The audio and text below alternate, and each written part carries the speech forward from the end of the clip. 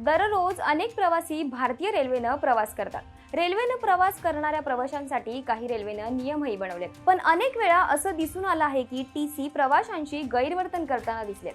पण जर कोणताही टीसी तुम्हाला त्रास देत असेल किंवा तुमच्याशी गैरवर्तन करत असेल तर तुम्ही त्याची तक्रार नोंदवू शकताय।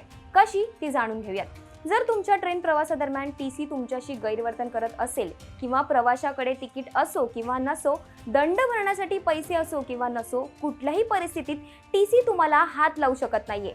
ट्रेनमध्ये आपल्यासोबत टीसी गैरवर्तन किंवा असभ्य वागणूक देत असेल तर त्याची तक्रार आपण गार्डकडे उपलब्ध असलेल्या रजिस्टरमध्येही करू शकतो। प्रत्येक टीसीच्या युनिफॉर्मवर नाव दिलेलं असतं। प्रवासी त्या टीसीचं नाव त्या रजिस्टरमध्ये लिहू शकतो।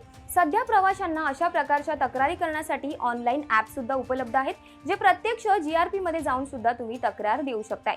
याशिवाय तुम्ही रेल्वे हेल्पलाईन क्रमांक 139 वर देखील तक्रार नोंदवू शकताय। तुम्ही रेल्वे सुरक्षा हेल्पलाईन 182 वर कॉल करून देखील तुमची तक्रार नोंदवू शकताय। रेल मदत ॲपद्वारे देखील तुम्ही तक्रार करू शकता। टीसी प्रवाशांना मारू शकत नाही किंवा त्यांच्याशी वाईटही वागू शकत नाहीये, त्यामुळे तुम्हाला सुद्धा असा अनुभव आला असेल तर तुम्ही अशा प्रकारे टीसीची तक्रार नोंदवू शकताय।